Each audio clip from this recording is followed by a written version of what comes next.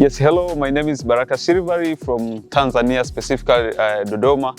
So participate kwenye ALG Annual Leadership Gathering Kenya.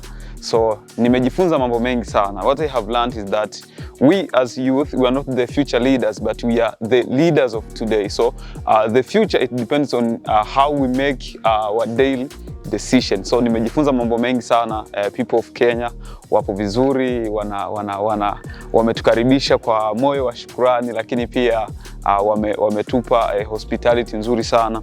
And kwa wote ambao wamekuja kushare, the theme ilikuwa ni restoring trust in public institution. So nimejifunza mambo mengi sana. Back in my country nitakuwa ambassador mzuri kuhakikisha vijana wote tuna restore trust kwa public institution kama polisi, serikali, NGOs and other organizations. So I'm happy to be here in Kenya, but I'll be a good ambassador back in my country, Tanzania.